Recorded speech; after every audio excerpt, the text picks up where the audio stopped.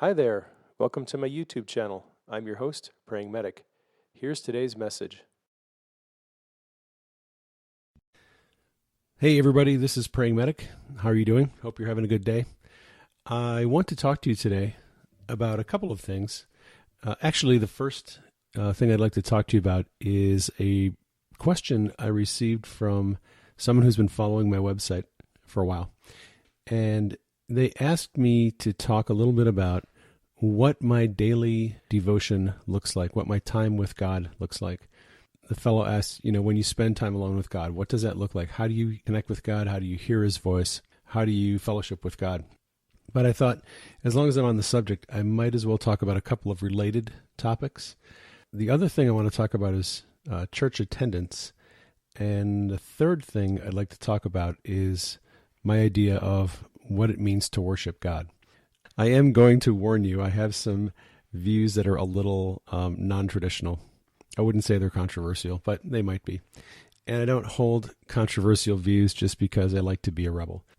Like everyone else, my views and practices came out of my past experiences, and they're unique to me. I'm not endorsing them as the right way to do things. I'm not suggesting that this is how you should do it, but people wanted to know, so I'm going to share some of my ideas today. When you first meet somebody, a stranger, and you start talking about God and they find out, oh, hey, you're a believer too. What's the first question they ask? What church do you go to, right?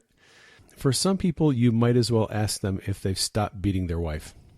What church a person goes to is not as easy a question to answer as you might think. Our Western culture has made it a practice and a standard that you have to live up to, in a sense, that if you are a believer, you have to go to church regularly. When believers meet each other for the first time, one of the things they always ask is, hey, what church do you go to? I have around 3,000 friends on Facebook and another 5,000 who are following me. And I would say probably 75% of the people who are connected with me on Facebook do not attend church services regularly. I call them church dropouts. That's actually what I call myself. And it's not that we have walked away from God, lost our interest in God. For many of us, what we've found is that being in a church, traditional church experience, going into a building, one day a week or 2 days a week, devoting our time to that has not strengthened our relationship with God. It hasn't advanced the kingdom in a significant way. And for many of us, we've done it for a while. We grew to a certain point, and then there was nothing there for us that would continue the growth process. So we were led to fellowship and hang out with people in other venues. And many of us are not attending regular church services. And that is a hard thing for a lot of people to wrap their mind around. I have a lot of friends who do go to church services every week, and they love it, and it's great. Actually, my wife says the one thing that she does miss about going to weekly church services is the corporate worship. She misses that, and it is something that she would like to put back in her life. About 7 or 8 years ago, after I got kicked out of the church I was attending, the Lord gave me a series of dreams that were very powerful and very instructive, and He made it very clear to me that He intended to use me outside of the regular Sunday church services. Now, I had a hard time with that at first, and I was disobedient. We looked for another church. We went to another church. We attended several churches, actually, at the time in Washington, and found some great churches. Learned a lot, connected with a lot of people. But the Lord kept speaking to me, letting me know in very clear terms, His plan was to use me outside of the building, the Sunday meetings. I struggled for a few years to understand what that looked like. And then when Denise and I moved to Arizona 5 years ago, since we've moved here, we have not found a regular church to attend. And I stopped looking. A couple of months ago, I was able to teach at the Southwest School of Supernatural. And I did run into a church near where I live that seems really cool. The leadership, I got to meet them. They seem like really nice people without a lot of control issues. They invited us to come there and teach. The worship was pretty awesome. We could feel God's presence there. It's possible we may end up attending there in the future. But for now, the Lord is still indicating that He plans to use me mostly outside of the regular church meetings. When people ask me, well, you don't go to church. How do you fellowship with people? The Bible says you're supposed to fellowship with people. What some people don't know is I get more fellowship with other believers than most of the full-time pastors that I know. Over the last 7 years, I've probably spent an average of between 40 and 60 hours a week connecting with believers on Facebook and some other social media platforms as well, but mostly through Facebook.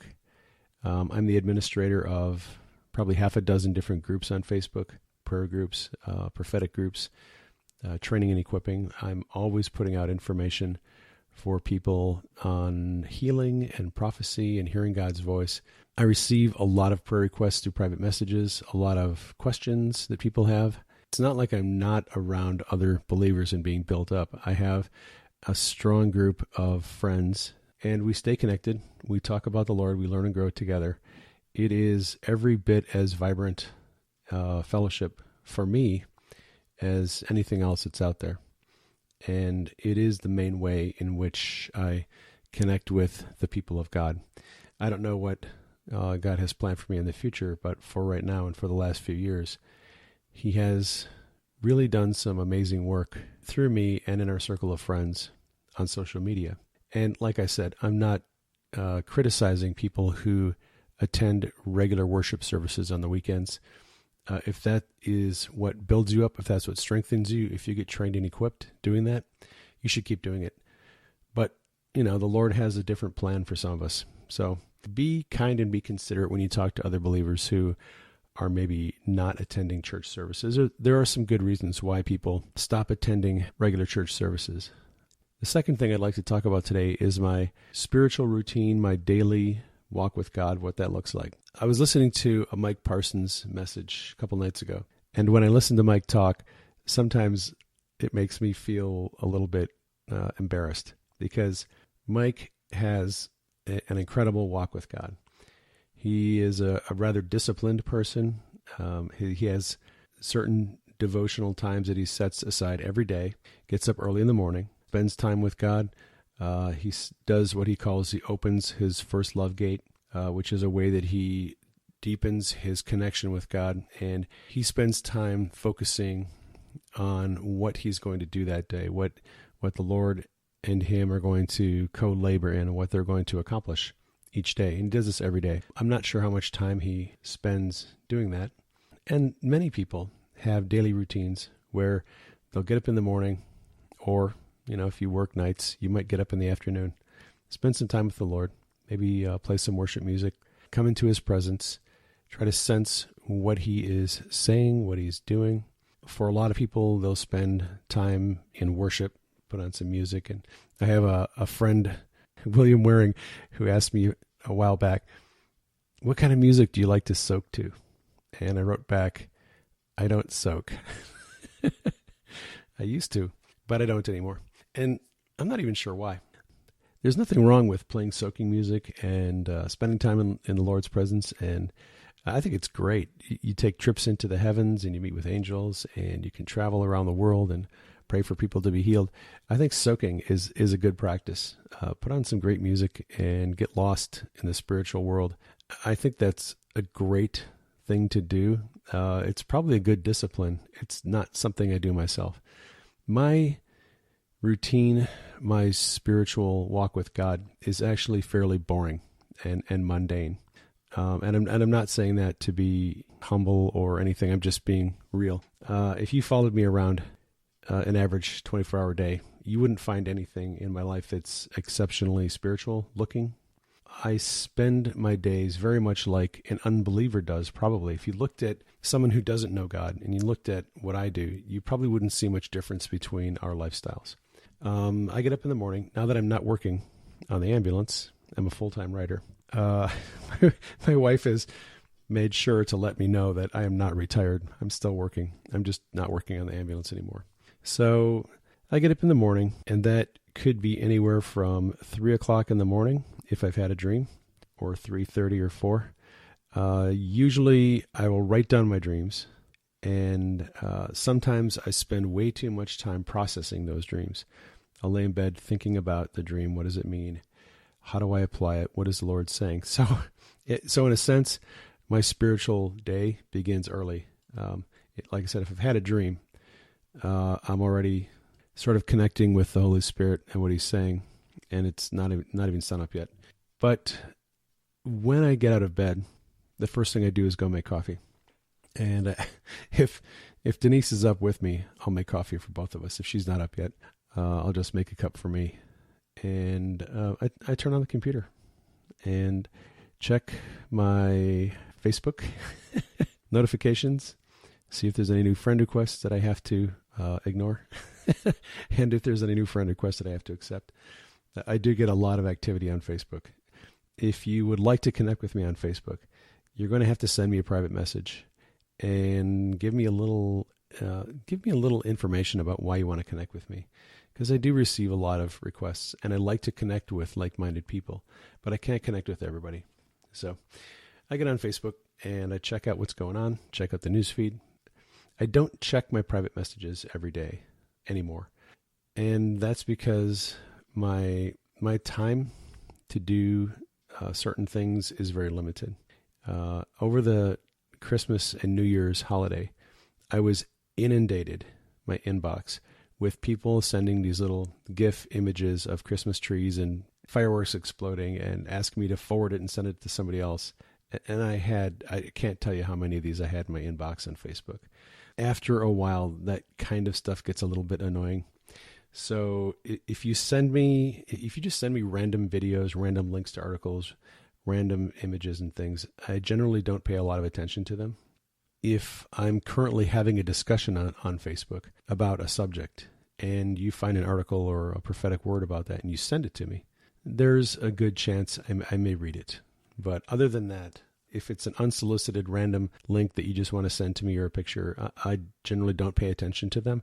And I apologize for not responding to people ahead of time for the things they send me. But I have a lot of things I have to get done in the day, and I only have so much time for those types of activities. So I apologize. But I do spend a fair amount of time on social media in the morning. I'll look at my Twitter feed, see what's going on with Twitter. I will go to my website, to my blog, and see if there are any comments that people have left on my articles that I need to approve. By the way, if you are a reader of my website, my blog, and you want to comment on there, you need to have at least 2 comments approved by me before your comments will be approved automatically. I moderate all comments. And so, in case you're wondering why you may have commented on there, didn't see it right away, it's because comments are held in moderation. So I check comments, I check Twitter, I check my social media profiles and see what's going on. If there's anything urgent I need to respond to, I usually do that. Now, I'm very strategic about my social media as far as the things that I post. And this is no secret to people who know me. I love to post content that my friends have come up with. I post a lot of articles that are written by my friends from their websites. I post a lot of different material on social media. I'll actually spend a couple of hours reading my friends' blogs and articles and looking at their videos, looking at podcasts, and finding out what they're doing, what they're hearing from God. Really, my way to know what God is talking about, what He's doing, in a large part comes by reading the websites and blogs of my friends. For me, that's a big way to know what God is saying.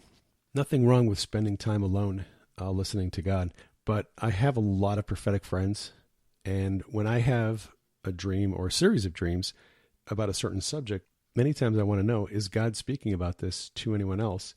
And it's surprising how often I will start reading the websites of my friends and see the same subject being written about by somebody. And then a few days later, somebody else writes an article on the same subject. And then when I do that, I start to realize, okay, God is definitely talking about this subject. So I think it's valuable to spend time not just trying to discern what God is saying to you, but what is He saying to other people. So I'll do that for a while in the morning, go get some more coffee, make some breakfast, and unlike a lot of people who have this devotion time in the morning, I don't do that. My morning is pretty active. When the sun comes up and it's warm enough outside, I'll open the window, and which is, our pool is right outside our window, and a lot of times there's birds flying around and singing. So we listen to the birds, and it's a pretty relaxing atmosphere in our house in the morning. Denise will get up and she'll start doing her stuff. Now this morning, I was kind of surprised. Right after we had coffee, she grabbed her paints and started working on a painting. We have a fairly disciplined work schedule. If I'm not on social media, I'm generally working on a teaching outline, a blog post, an article, or a chapter in a book, or I'm editing a chapter in a book. I have some very specific goals that I like to accomplish each year as far as the books that I want to get published and articles and things I want to put out there for teaching. So I am pretty devoted to working on my writing, and I just spend a lot of time writing. And that is actually when my time alone with God commences. I found some time ago that God speaks to people in different ways. God inspires and speaks to Denise while she's painting. She is a creative person. God created her to be an artist, has given her artistic talent, and she paints. And God speaks to her and gives her revelation, which she sees in her mind as colors and patterns and images and emotional themes. So as she's painting, she's listening and communicating with God. And I do the same thing when I'm writing. As I sit down on my computer to write, if I'm writing a book, for instance, I will maybe come up with an outline.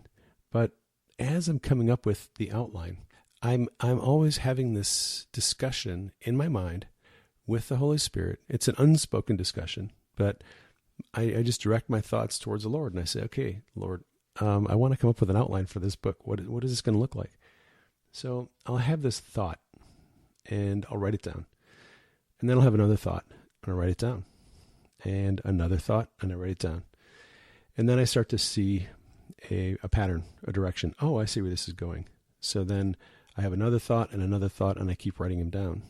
If I'm writing an outline for a book, the Lord will many times just give me bullet points that he wants me to cover in a book.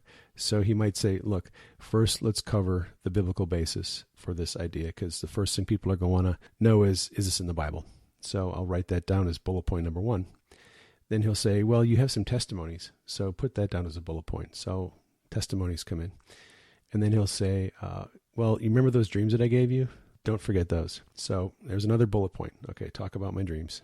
So this is how the Lord gives me revelation about how to write a book, how to outline it. Like I said, as I sit down on my computer, I start writing and I turn my thoughts toward what I want to do. And the Lord just starts speaking to me through my thoughts, through my conscience, through visions that I see in my mind. That is how I connect with God. If you know a fellow by the name of Northwest Prophetic, on Facebook he goes by Al Mack, he's had similar experiences. He likes to write. And he has found that, and this goes to the third question, which is, how do we worship God?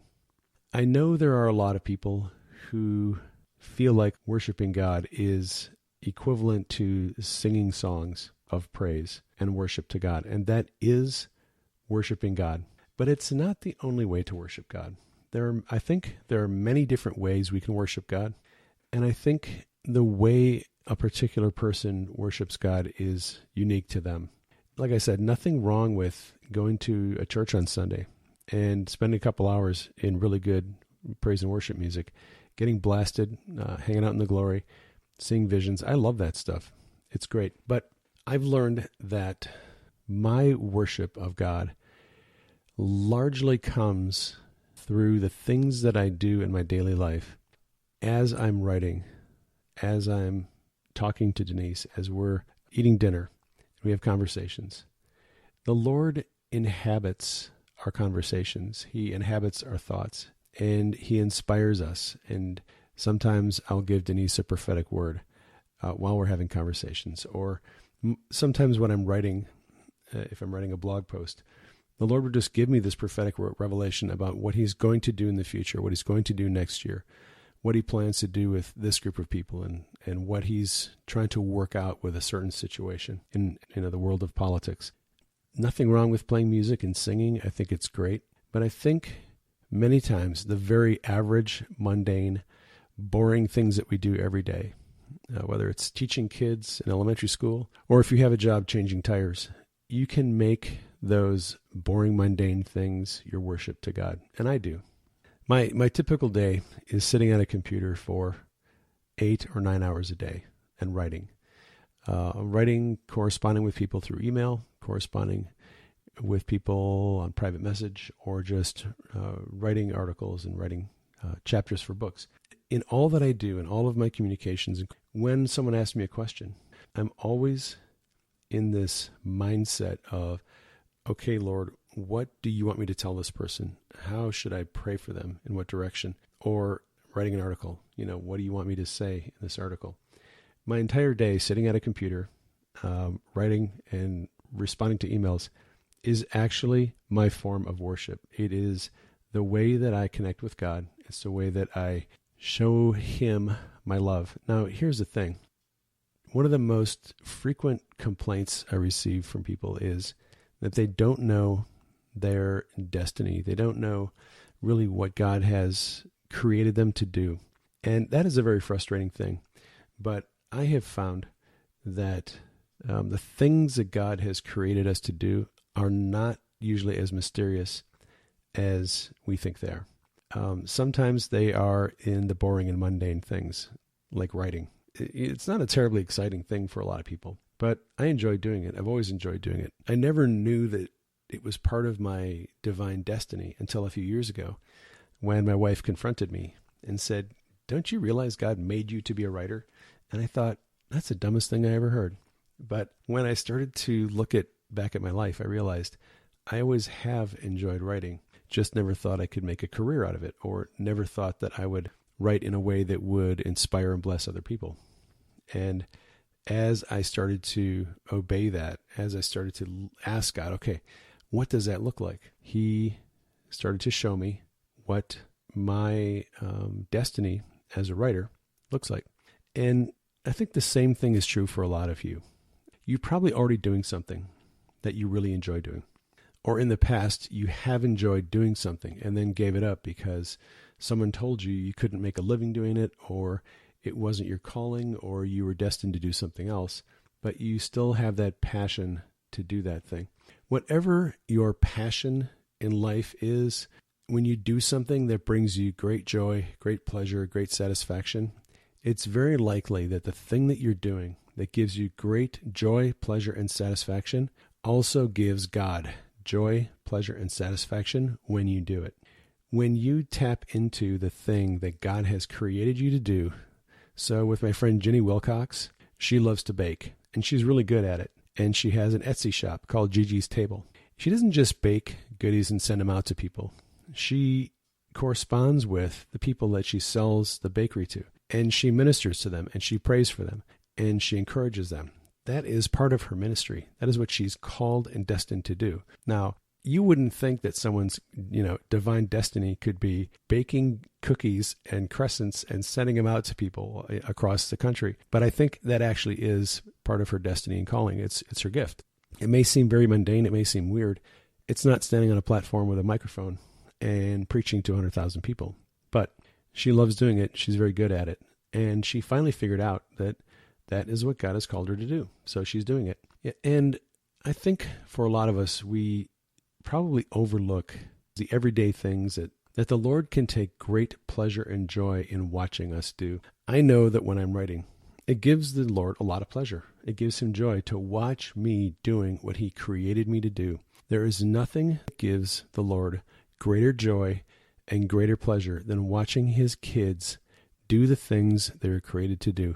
When we find our destiny, when we find our true calling, when we understand what it is we were created to do and we start doing it, it gives him great pleasure. It gives us pleasure. And to me, That is the most sincere form of worship. It's simply doing the things God created you to do. Well, that is going to be a wrap for this week. Thanks for tuning in. I will catch you next week. This is Praying Medic out. Thanks for dropping by. I hope you enjoyed today's message. You might consider sharing it with your friends. You can do that through the links provided below the video. If you have questions or comments, my email address is admin@prayingmedic.com. If you haven't visited my website, I have a lot of articles and videos there that you might want to check out. It's www.prayingmedic.com. You can also connect with me on Facebook and Twitter. Thanks for dropping by, and I hope you'll consider subscribing to my channel.